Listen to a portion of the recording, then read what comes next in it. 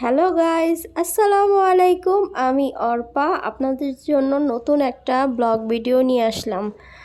আজকে সারাদিন সকাল থেকে প্রচুর প্রচুর প্রচুর ব্যস্ত। শুধু আমি না, সবাই ব্যস্ত। এই দেখেন আমার ছেলেটাও ব্যস্ত। আর এখানে আমি সিঙ্গারা আর চা খাচ্ছি।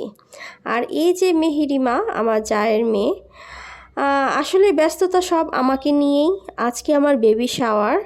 আর আমার অবস্থাটা একটু দেখেন, মানে আমি এতটা অসুস্থ, প্রচুর পরিমাণে অসুস্থ আমি। প্রচুর ঠান্ডা লেগে গেছে, মানে সব মিলিয়ে আমি অনেক অসুস্থ।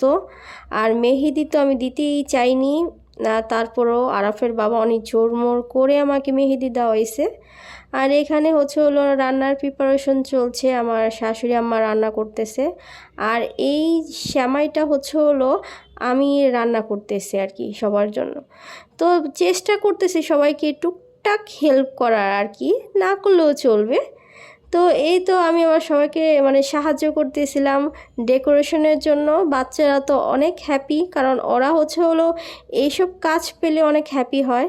আর এই তো আমার ননদিনী আমাকে একটু হেল্প করতেছে রেডি হওয়ার জন্য। আবার আম্মু আসছে ওকে ঝুঁকি দেওয়ার জন্য। আর আমার এখানে হলো প্লেটার আমার খাবারের সব আয়োজন করতেছে আমার খালা শাশুড়ি, মামি শাশুড়ি, সবাই মিলে। মানে সব বললাম না, সবাই ব্যস্ত। আর এই তো আমার বেবি শাওয়ারের ডেকোরেশন সবাই মিলে যতটুকু পারছে আর কি করছে তারা। আমি তেমন কোনো হেল্পই করতে পারিনি কারো। আর এই যে আমার প্রস্তুতি শেষ, আমি দেখতেছিলাম ঘুরে ঘুরে আর শর্ট একটা ভিডিও নিচ্ছিলাম আর কি। আমি আমার শেষ পরে। আর আরাফ হলো ও অনেক হ্যাপি। ও ওর আম্মুর অনুষ্ঠানটা দেখবে, এটার জন্য অনেক হ্যাপি। তো আমি ঘুরে ঘুরে সব ঘর দেখতেছিলাম, আমার ডেকোরেশন দেখতেছিলাম, আয়োজন কেমন চলছে দেখতেছিলাম। আর আমার নানি শাশুড়ি, আমার মামি শাশুড়ি সবার একটা শর্ট একটা ভিডিও নিলাম। আর এই তো আমার ভাতিজি, তারপর ওগুলো আমার ননদ, আমার সাথে মানে যারা বাচ্চারা ছিল বসে পড়লো। তো আমার ছেলে আবার আসলে ভিডিওটা করতেছিল, এই ভিডিওটা এই ক্লিপটা আমার ছেলে নিয়েছে। মানে ও অনেক এক্সাইটেড ছিল সব মিলিয়ে। আমি এখনও কথাটা আমার ক্লিয়ার হচ্ছে না। আপনারা যারা আমার ভয়েসটা শুনতেছেন দেখতেছেন যে আমি হয়তো এখনও মনে হয় নাকে নাকে কথা বলতেছি, মানে এখনও পুরোপুরি সুস্থ হয়নি। সবাই আমার জন্য দোয়া করবেন। আর এই তো বেবি শাওয়ারের প্রোগ্রাম স্টার্ট হয়ে গেল। প্রথমেই আমার নানি শাশুড়ি স্টার্ট করলো, তারপর আমার আম্মু আসছে। আসলে যে আসতেছে আমাকে জিজ্ঞাসা করতেছে কোনটা দিব, কোনটা খাবা, মানে অনেক আইটেম ছিল। সবাই যতটুকু পারছে, আমার শাশুড়ি যতটুকু পারছে চেষ্টা করছে অনেক আয়োজনই করতে, আরও চাইছিল বাট পারে নাই। আর এই যে আমার ছেলে, ও বাদ যাবে কেন, ও আসলে এসে পড়ছে। তারপর যে আমার শাশুড়ি, মানে এক এক করে সবাই আমাকে খাইয়ে দিতেছিল। আর আমার নিজের অনেক স্পেশাল মনে হইতেছিল সেদিনকা।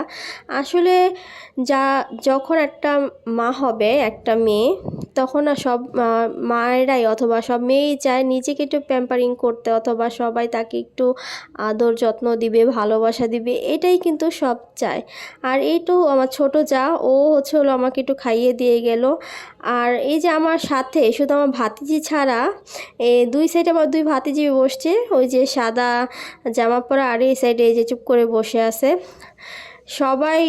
এই দুজন ছাড়া কিন্তু আমার এগুলো সব ননদ। আপনারা আবার অজ্ঞান হয়ে যায় না, কারণ আমাদের শ্বশুরবাড়ির ফ্যামিলিটা অনেক বড়।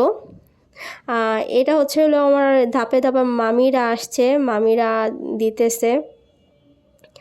তো আমি যেটা বলতে চেয়েছিলাম যে এমন একটা টাইম, এটা হলো একটা মেয়ের জন্য খুবই একটা মানে গুরুত্বপূর্ণ একটা সময় যেটাকে বলে।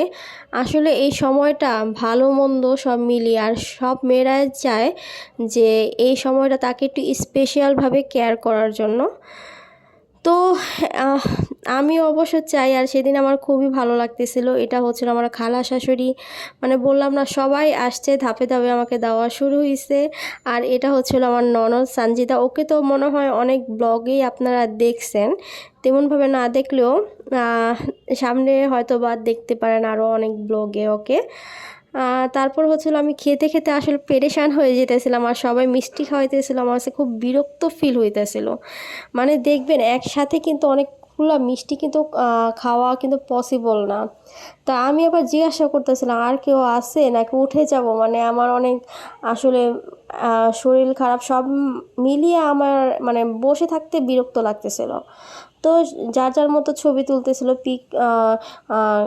ক্লিক করতেছিল। তো আমিও ভাবতেছিলাম যে কখন উঠে, আমি তেমন কোনো মানে ছবি আমি দেখছেন কি না জানি না, যে আমি কোনো পেজে এখন পর্যন্ত কোনো ছবি আপলোড দিতে পারিনি, কারণ তেমন কোনো ছবি আমি এখন পর্যন্ত তুলতে পারিনি। তো আমি জিজ্ঞেস করতেছিলাম যার কেউ আছে থাকলে বলো, আর না হলে আমি উঠে যাই। তো তারাও ওয়েট করতেছিল, কিছু গেস্ট আসার কথা ছিল বাট লেট হয়ে যাচ্ছিল, কিন্তু আমি আর বসে থাকতে চাচ্ছিলাম না বেশিক্ষণ। আর বাচ্চারাও যারা বসে আছিল আমার সাথে, ওরাও কিন্তু বিরক্ত হয়ে যেতেছিল। আর এটা হলো আমার খালু শ্বশুর আর কি, ওনার সাথে আমি দুষ্টামি করতেছিলাম। তো উনি আমাকে গিফট দিয়ে উনি আমাকে খাইয়ে দিতেছিল আর ছবি ক্লিক করতেছিল। মানে সবাই আসলে কি অনেক এনজয় করতেছিল দিনটাকে। আর আমার আম্মু আমার জন্য একটা গিফট নিয়ে আসছিলো, একটা 3 পিস নিয়ে আসছিলো, সেটাও আমাকে দিয়ে দিল।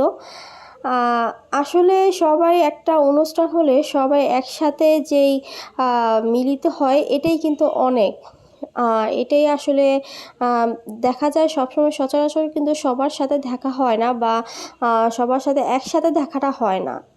তো এই একটা অনুষ্ঠান হলো বা গেট টুগেদার হলে সেখানেই কিন্তু সবার সাথে সবার দেখা হয়, কথাবার্তা হয়, ভালো মন্দ অনেক কিছুই জানা হয়। তো এই তো আমার দেবরও এখন আসবে আসলে। এই তো আমার দেবর, এটা হলো আমার খালা শাশুড়ির ছেলে। তো ও আমাকে খাইয়ে দিতেছিল, আর আমার শাশুড়ি জানি কি বলতেছিল।